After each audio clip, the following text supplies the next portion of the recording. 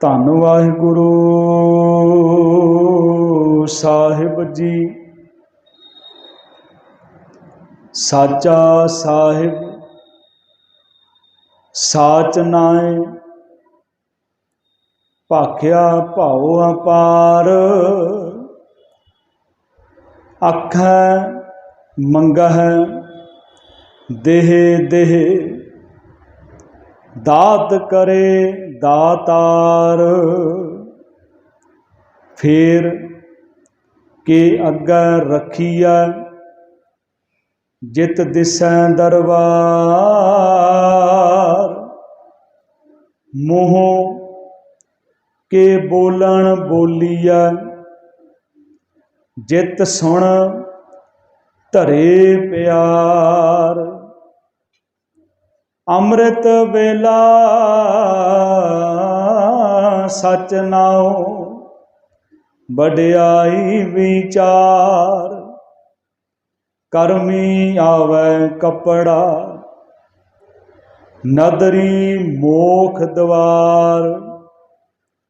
ਨਾਨਕ ਏਵੈ ਜਾਣੀਐ, ਸਭ ਆਪੇ ਸਚਿਆਰ।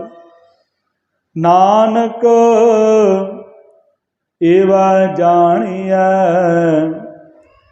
ਸਭ ਆਪੇ ਸਚਿਆਰ। ਵਾਹਿਗੁਰੂ ਜੀ ਕਾ ਖਾਲਸਾ, ਵਾਹਿਗੁਰੂ ਜੀ ਕੀ ਫਤਿਹ। ਗੁਰੂ ਪਿਆਰੀ ਸਾਧ ਸੰਗਤ ਜੀ, ਗੁਰੂ ਨਾਨਕ ਪਾਤਸ਼ਾਹ ਜੀ ਨੇ अकाल पुरख परमेश्वर, उसको मिलने का साधन, उस अकाल पुरख परमेश्वर के गुण इस वाणी में बख्शिश किए हैं। हम मूल मंत्र पढ़ते हैं, उसके बाद 3 पौड़ी आप जी ने सरवण की है। गुरु साहब महाराज कृपा कर रहे थे, हुक्मी हुक्म चलाए राह, नानक बिगसह बेपरवाह। ये संसार का जो रास्ता है ना, परमात्मा के हुक्म में चल रहा है। हम उसको हुक्म नहीं कर सकते, हमने हुक्म मानना है। क्योंकि हुक्म अंदर सब को, बाहर हुक्म ना कोय। नानक हुक्म जे बूझै, जे हुक्म को समझ लेता है ना, हमें कहे ना कोई। हुक्मी हुक्म चलाए रहा, आम करके हम इसको राहो पढ़ते हैं। मैं सीधी सी उदाहरण देता हूँ कि हम किसी जगह जाना है, हम उसको क्या पूछते हैं, जे राहो कहाँ जाता है, रास्ता कहाँ जाता है, ऐसे बोलेंगे। राह मतलब रास्ता। ऐसा तो नहीं पूछेंगे रास्ते कहाँ जाते हैं, ये कहना जे राह कहाँ जाता है। वो बेपरवाह है। हुक्म ही हुक्म चलाए राह, नानक बिगसै बेपरवाह। चौथी पौड़ी में गुरु साहब कृपा कर रहे हैं, अकाल पुरख कैसा है और हम क्या करते हैं। और जब हमारे अंदर प्यार पैदा होता है तो फिर अरदास कैसी करनी है, तो कैसा जवाब गुरु साहब ने हमको बख्शिश किया है। साचा साहिब साच नाए, भाख्या भाओ अपार। साहब कहते हैं मालिक, वो सच्चा है, उसके बगैर कुछ नहीं है। आद सच जुगाद सच, है भी सच, नानक होसी भी सच। बहुत मालिक मिलेंगे संसार में, बहुत मालिक हैं। जे मेरी मलकियत है, मैं इसका मालिक हूँ, पर समा आता है मालिक दूसरा बन जाता है। फिर तीसरा मालिक बन जाता है। किसी ने बहुत समझाने के लिए अच्छी कहानी लिखी है। एक महापुरुष जा रहे थे, बरसात होने लगी, एक बहुत बड़ा बंगला, उसके अंदर चले गए। जो सिपाही खड़े थे वो बादशाह का बंगला था, राजे का बंगला था। मैं कहा भाई कौन है तू? मैं मुसाफिर हूँ, मैं इस सराय में, इस धर्मशाला में रुकना चाहता हूँ। कहने लगे ये सराय नहीं है, ये धर्मशाला नहीं है, ये हमारे सेठ का महल है, हमारे राजा का महल है। जब झगड़ा होने लग गया तो राजे को भी आवाज़ गई तो बाहर आ गया। राजे ने पूछा महापुरुष आप कहाँ से आए, क्या चाहिए आपको? तो उस सिपाही ने कहा कि ये कहते हैं कि ये धर्मशाला है, मैं कह रहा हूँ कि ये हमारे राजे का बंगला, हमारे सेठ का बंगला है। सही तो बोल रहा है। तो उस महापुरुष ने कहा कि जब मैं 1 साल पहले आया था तो जहाँ का राजा, जहाँ का सेठ था और कोई था, मेरे पिताजी थे।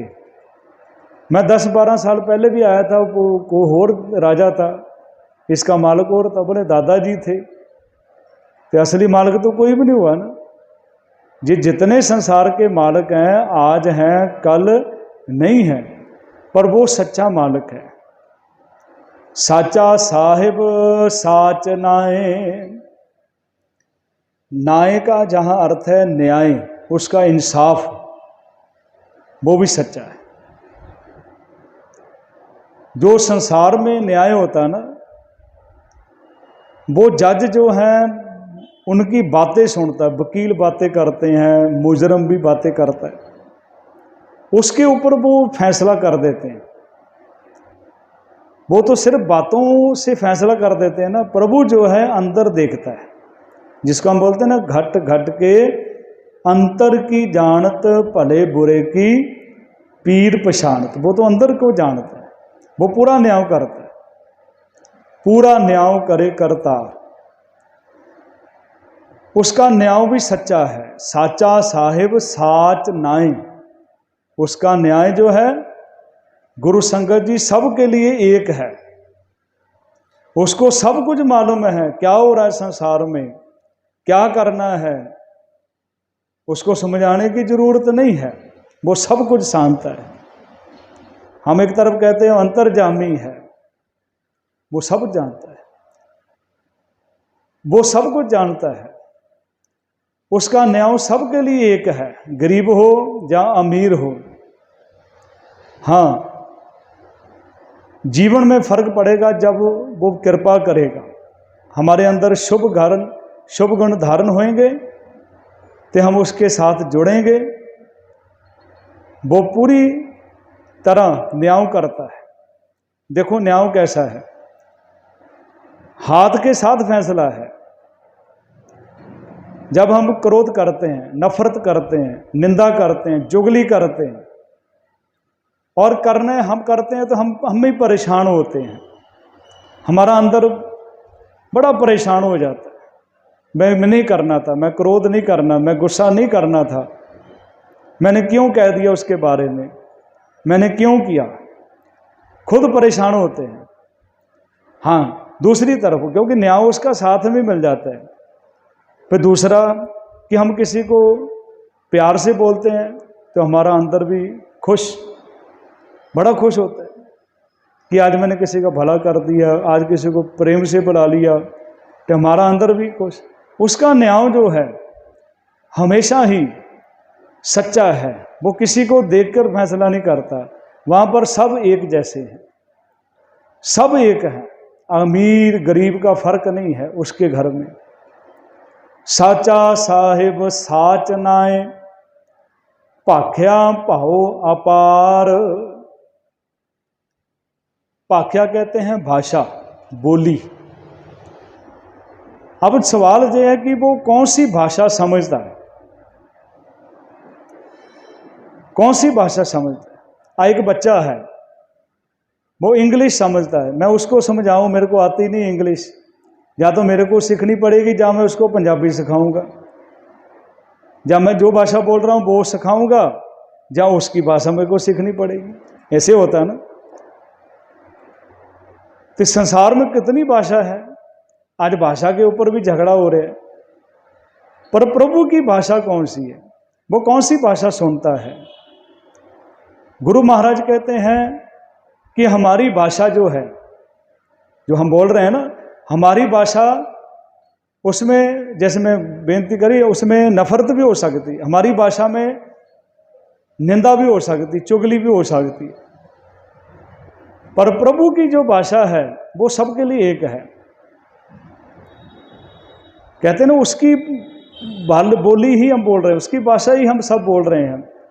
वाणी प्रभु की सबको बोले, आप अडोलना कबू डोले, उसकी भाषा बोल रहे हैं। उसकी भाषा क्या है?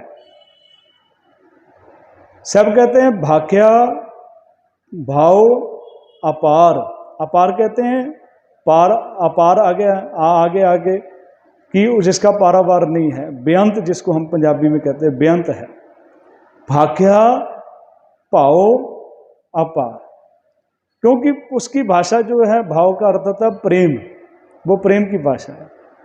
वो उनकी भी भाषा जानता है जिनको बोलना नहीं आता, उनकी भाषा भी जानता है जिनको सुनते नहीं है, जिनके जो बहरे होते हैं उनकी भी सुनता है, जो गूंगे होते हैं। किसी महापुरुष को किसी ने पूछा था भी अरदास किसकी सुनी जाती है, कि जो बहुत अच्छी अरदास, बहुत अच्छी आवाज़ में अरदास करता है, जहाँ बहुत अच्छे उसमें लफ्ज पड़ता है, उसकी अरदास सुनी जाती है। बोलते नहीं, अरदास उसकी सुनी जाती है जिसको करनी नहीं आती, क्योंकि वो बिन बोलिया सब किस जानदा, किस आगे कीचे अरदास, वो सब जान रहे हैं। वो पशु पंछी, उनको मालूम है प्रभु कौन सी भाषा है, सभी कौन सी भाषा है, प्रभु की भाषा कौन सी है, प्रेम है। गुरु महाराज कहते जो हम प्रेम करते हैं ना, संसार में हम प्रेम कर रहे हैं, थोड़ा प्रेम होता है फिर नफरत होती है। इस करके गुरु साहब ने हमको सुचेत किया, हमको समझाया कि जो तुम प्रेम कर रहे हो ना, संसार के लोगों, जगत में झूठी देखी प्रीत, तुम्हारी जो प्रीत है, तुम्हारा जो प्यार है, जो प्रेम है, वो झूठा है। भी तुमको कुछ मिल गया तो तुमको ठीक है, चाहे कोई रिश्तेदार हो, कोई भाई हो, माँ बाप हो, कोई भी हो, जो मिल गया तो वो अच्छा है, नहीं मिला तो सबसे बुरा वही आदमी। तो गुरु महाराज कहते हैं प्रेम जो है, उसकी भाषा प्रेम है। हाँ, वो भाषा को ऐसी सीखनी पड़ेगी ना, जैसे उसकी भाषा है वो सीखनी पड़ेगी, तभी तो उससे हम उसके साथ जुड़ सकते हैं, या उसकी जैसी भाषा बोलेंगे। तो आप अपनी भाषा बोली जा रहे हैं, कोई नफरत की बोल रहा है, कोई बाहर से प्रेम की बोल रहा है, अंदर नहीं है। तो गुरु महाराज कहते हैं भाई, सच्चा प्रेम क्या है। संसार में बहुत लोग संसार में रहते हैं। पहली बात है, मैं 3-4 बात आपके सामने रखूँ प्रेम की, कि प्रेम कैसे पैदा होएगा। प्रेम का अर्थ है, जो अब इसको अलग अलग कर दो, मैं अलग अलग कर दो, जब मैं दूर हो जाती है तो प्रेम होता है, मैं जब है प्रेम नहीं है। तो पति पत्नी भी हो ना, फिर जब प्रेम नहीं है तो मैं करते हैं, मैं जहाँ होती है तो वहाँ पर कुछ भी नहीं होता, फिर तू होती है, लड़ाई झगड़ा शुरू हो जाता है। क्योंकि पहला जो प्रेमी है, जो प्रेम करता है, उसके अंदर अहंकार नहीं होना चाहिए। अहंकार नहीं, झगड़ा किस चीज़ का है? अहंकार का। मैं तो कर रहा हूँ सारा काम, मैं तो कमाई करके लाता हूँ घर पे, तुम क्या करती हो? घर वाली बेटी मैं ही करती हूँ, घर संभाल रही हूँ, नहीं तो नर्क बन जाएगा। वो अपने ईगो पर बैठी है, वो अपने ईगो पर बैठी है, झगड़ा हो गया। गुरु महाराज कहते भाई नहीं, वो परमात्मा काल पुरख है जो प्रेम की भाषा। जब आप आपस में तुम्हारा प्रेम नहीं है तो प्रभु के साथ कैसा प्रेम करोगे? दूसरा, जो प्रेम करता है, जो प्रभु से प्रेम करना चाहता है, जो उसकी भाषा सीखना चाहता है, उसके अंदर लालच नहीं होना चाहिए। क्योंकि प्रेम भी है और लालच भी है। लालच है, मैंने अरदास कर दी मेरे को ये चीज़ मिल जाए, नहीं मिली, मिल गई तो ठीक है, नहीं मिली तो फिर मैं दूसरे पासे चले जाता हूँ। मैं दूसरे को जाके भी जो लोग जिधर चले गए इधर चले गए उधर चले गए, लालच वाली हो जाती है। मेरे को मिला नहीं तो मेरे को आस जो वहाँ जाएंगे वहाँ से मिल जाएगा। वो तो ऐसी हालत होगी, बरसात होती है, अब छत के ऊपर छेद है, पानी बाहर भी गिर रहा है तो अंदर भी गिर रहा है। जब प्रेम है, प्रेम के अंदर लालच के छेद पड़ जाएंगे ना तो अंदर भी गिले ही हो जाओगे, बाहर तो बरसात हो ही रही है। तो सतगुरु महाराज कहते हैं भी वो आदमी फिर जो लालच है, फिर मित्र जो जिसको बनाता है, जिसको अपना दोस्त बनाता है, जिससे दोस्ती करता है, वो भी लालच के ऊपर खड़ी है। जो उसने काम कर दिया ठीक है, नहीं तो फिर दोस्त काहेगा, दोस्त फिर काहेगी पति पत्नी, जे लालच जीवन में खड़ा हो गया। और तीसरा जे प्रभु से प्रेम करना है, जो उसकी प्रेम की भाषा सीखनी है, फिर उससे छिपाना कुछ नहीं है। प्रेम कहीं नहीं, जब हम एक दूसरे से छिपाएंगे तो काहे का प्रेम होता है। पति पत्नी से बात छिपाए, गुरुद्वारे आए, मथा टेका, कीर्तन सुना, कथा सुनी, लंगर खाया, लंगर में सेवा करी, सिमरन करा, पर एक दूसरे से अपना अकाउंट नंबर नहीं छिपा के रखा हुआ है, एक दूसरे से अपना मोबाइल छिपा के रखे हुए हैं, प्रेम काहे का। तो झगड़ा तो खत्म हो गया, छिपाया। तो गुरु महाराज को जे तो हम बोलते हैं कि भाई गुरु जी जे करो, मैं इन्हें इतने पाठ कर लिए, पर जे भी बताओ ना मैं इतने पाप भी कर लिए, क्योंकि वो घट घट के अंतर की जानत, मैं इतने पाठ कर लिए, मैं आज जे किया, आज मैं अमृत वेले उठा, तो जे भी बताओ ना जब मैं पाप भी क्यों, क्योंकि वो तो जानता है उसके आगे झूठ चलेगा नहीं। तो जब छुपाते हैं, झगड़े कहाँ होते हैं, जब हम एक दूसरे से छुपाते, कोई भी हो, पति पत्नी हो, बच्चे हो, जहाँ दोस्त मित्र हो, रिश्तेदार हो, जब हम छुपाते हैं उसको प्रेम नहीं कहते।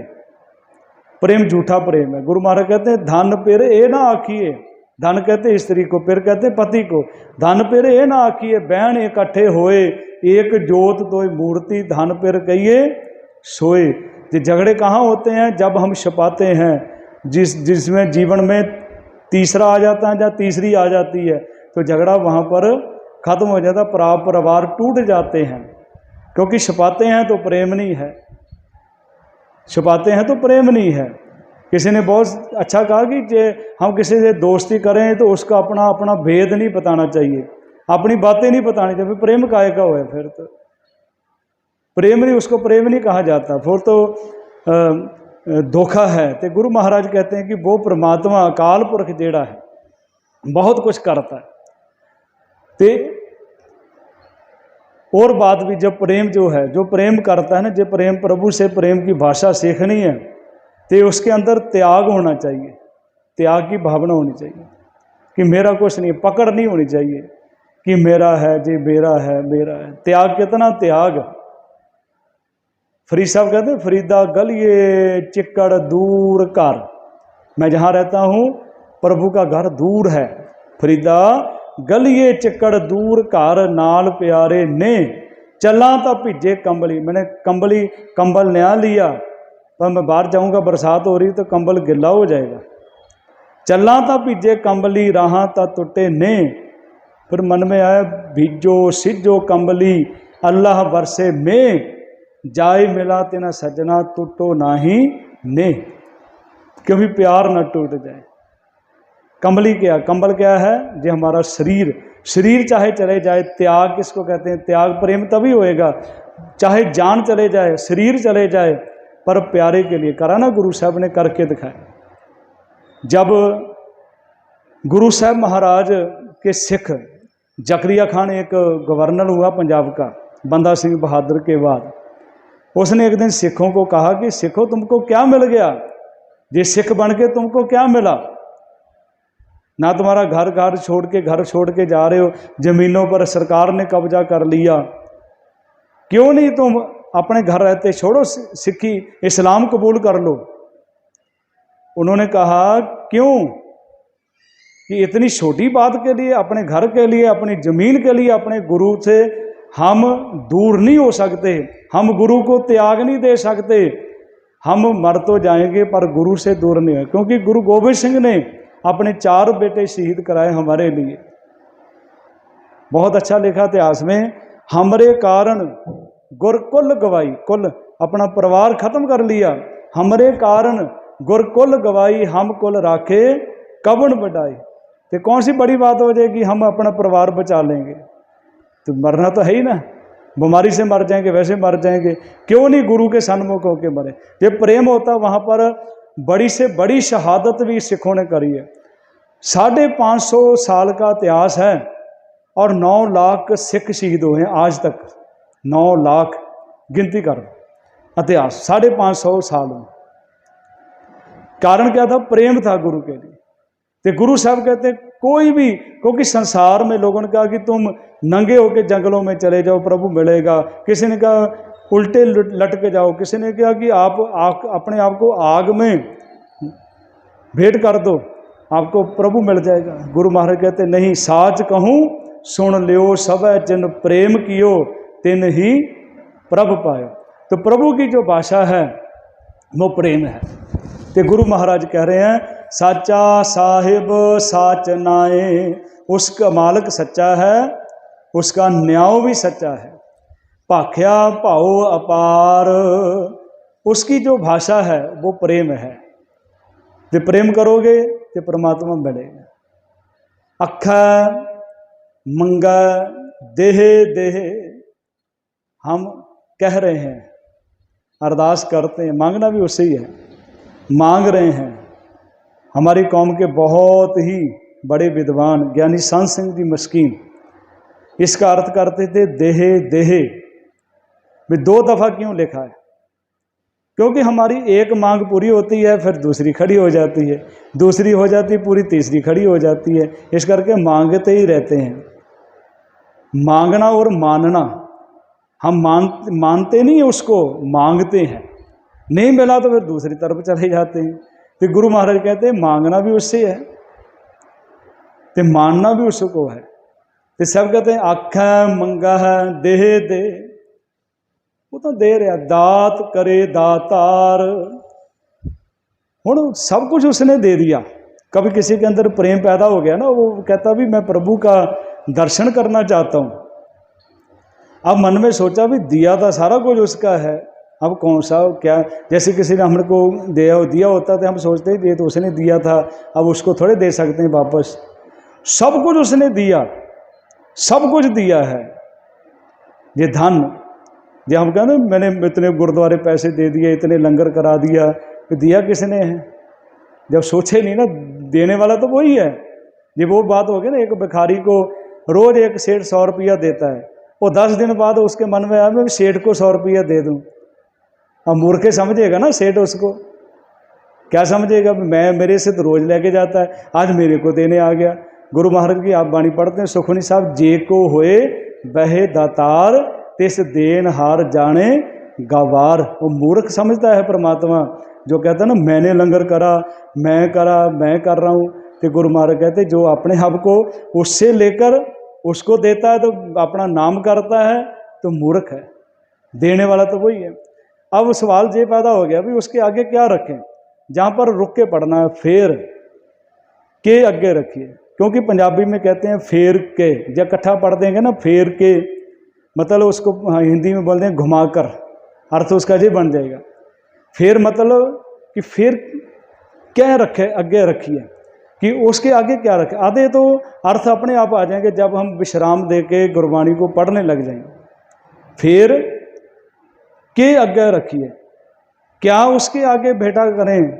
जित दिसे दरबार मोह के बोलन बोलिए, मुँह से क्या सा वचन बोले जिसे सुन के हमसे प्यार करे।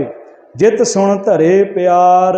अब गुरु साहब जवाब देते हैं, कहते रात भी अपने पास रख ला, दिन भी अपने पास रख ला, पर अमृत वेला उसको दे दे। अमृत वेला सच नाओ वड्याई विचार। हमारा अमृत वेला कितना? 9 बजे। हमारा अमृत वेला तो 10 बजे, जब उठे जब सवेरा, जब जागो तब सवेरा। हम साड़ी इदा की आदत, हमारी आदत तो ऐसी होगी। गुरु महाराज कहते हैं कि जो रात का चौथा पहर है 3 से 6 बजे तक, हम 8 बजे उठ के भी अमृत वेला बोलते हैं, 9 बजे भी बोलते हैं, कोई 10 बजे भी बोलता है, वो बोलते हैं सूरजमुखी होते हैं। तो गुरु महाराज कहते हैं अमृत वेला। अब एक सवाल और है, मेरे सामने आया था, मैं किसी ने पूछा, आप जी आपका भी हो सकता है किसी का भी, जो लोग रात को ड्यूटी करते हैं, जो रात को सर्विस करते हैं, कोई नौकरी करता है, उसका अमृत वेला कैसे होगा? हाँ, जब सो गया, जब उठा, उसका अमृत वेला। गुरु महाराज ने अमृत वेला इस करके बनाया, सभी धर्मों में है, सभी धर्मों में है भी अमृत वेला भी तेरे सारा जीवन अमृत वेला बन जाए। 3 घंटे अमृत वेला न रह जाए, ये तो स्टार्टिंग है, ये जीवन में शुरुआत है, जहाँ से सीखते 3, क्योंकि आनंद रहता है उस समय, शांति रहती है। जब वो सीख गया फिर तुम, मैं अभी बहुत बारी उदाहरण दी है, हम गाड़ी सीखते हैं, कहाँ जाते हैं? बहुत खुली जगह में जाते हैं, स्टेडियम में जाएंगे, खुली जगह में। जब सीख जाते हैं फिर गलियों में, बाज़ारों में भी गाड़ी चला सकते हैं। जब अमृत वेला संभाल लिया ना, नेम बन गया, फिर आप कहाँ भी बैठोगे तो प्रभु की याद आएगी। जहाँ बैठोगे आप नित्य नेम कर सकते हो, जहाँ बैठोगे आपका समा, बेला मतलब समा, आपका समा अमृत बन जाएगा जब भी फिर उसको याद करोगे। पर अमृत वेले की महानता जो गुरु साहब ने दी है, तो आप जितनी संगत है अमृत वेले की बहुत महानता आपको ज़्यादा मालूम है। गुरु महाराज अमृत वेला सच नाम, उस प्रभु के सच्चे नाम से प्यार करना है, नाम से प्यार करना, वड्याई विचार मिलेगा क्या? कर्मी आवे कपड़ा, कपड़े तो हम मांगते रहते हैं, कपड़े से क्या होता है? शरीर ढकते हैं, कपड़े से सिर्फ शरीर ढका जाता है, ढक जाते हैं ना। कोई कपड़ा दे दे हमको, हमारी इज्जत रख ली, इसने कपड़ा दे दिया। पर जो कर्मी आवे कपड़ा, कर्मी मतलब बख्शिश, उसकी कृपा से कपड़ा मिलता है, वो हमारे मन को ढकता है, हमारे अंदर को ढक देगा, हमारे विकारों को ढक देगा।